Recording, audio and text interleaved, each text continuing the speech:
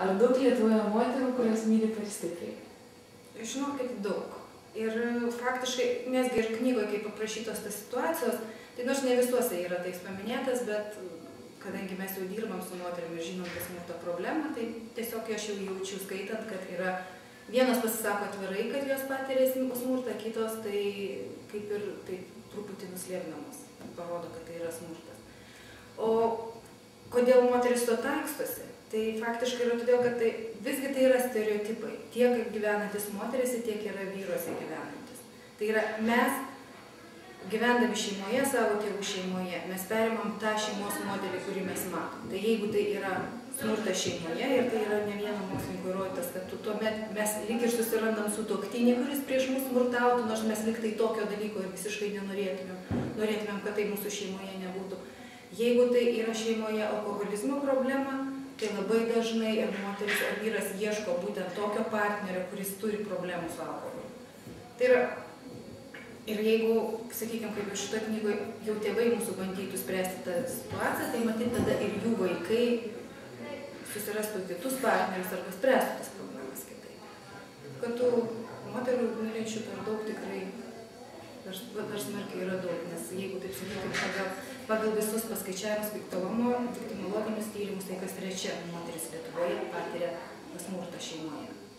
Taip kad ir taikstosi, reiškia, neišeina iš to smurto. Tai yra, sakykime, panašiai taip pat kaip ir alkoholizmas arba kažkas tai kitas, tai yra moteriai gėda kažkur kreiptis pagalbos, ieškoti pagalbos, jinai užsiveria savyje ir... O šitą knygą aš viskai manau, kad jinai paskatintų moteris nebijoti ir kalbėti apie tai, ieškoti pagalbos ir savo šeimai, savo vaikams. O kaip Lietuvos moterys lyginant su pasaulio moterim? Žinokit, yra panaši situacija, yra visur maždaug panašiai, maždaug tai yra 30–40%. Visose šalyse, ar tai yra daugiau išsivysčiusios ar mažiau išsivysčiusios, visur yra tas smurto paplitimas šeimoje yra panašus. Tai moteris, kurios myli per stipriai, tai čia nebus kažkokia tai romantiška istorija, kur moteris myli per stipriai, bet tai daugiau į tą tokį... Tai čia gyvenimas, čia tiesiog yra gyvenimas, taip atskleidžia savo moteris savo gyvenimą. Ta, kad jos taikstosi, kad joms nuo mažens mergaitėms, sakykime, yra sakoma, kad jos turi padėti vyrui, jam valgyti, paruošti, jį gerbti, aplink jį šokinėti. Pažiūrėkime mūsų visus žurnalus. Visuose yra parašyta, ką padaryti, kad tik įtikti vyrui. Bet jeigu paimsime, kaip ir šitoje knygoje, paimsime kažkokį vyrišką žurnalą, tai pažiūrėkime, ar ten yra kažkas parašyta, ką vyras turi padaryti, kad tik įtiktų moterį. Nu, labai retai jau būna tokio moterišką žurnalą, bet kurį... Tai čia yra tie patys stereotipai mūsų, kad mergaitės yra ugdomos, kad jos turi būti nuolankios, kad jos turi prisijimti vis daugiau, sakykime, jeigu krizė šeimoje, tai čia moteris kalta, jeigu skyrybos atvyksta, sakykime, nu tai kas kalta? Moteris kalta.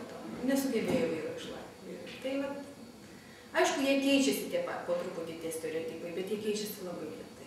O ką jūs galėtumėte patarti moterim?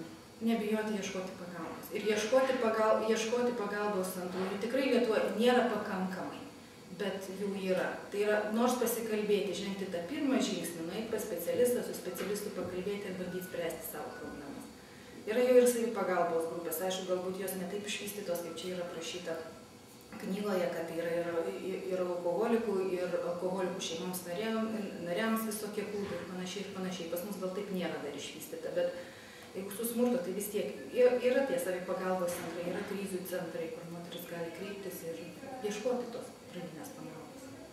O tai kažkokie sprendimai šeimoje būtent, ar savęs labiau gerbimas, ar...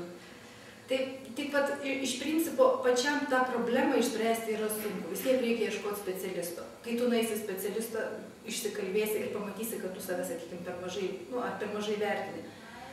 Pradėsi galvoti daugiau, galbūt savanaudiška, daugiau galvoti apie save ir labiau save vertinti. Nes visos moteris, kurios myli per daug, jos taip, jos yra, jų savivertė jų yra labai maža.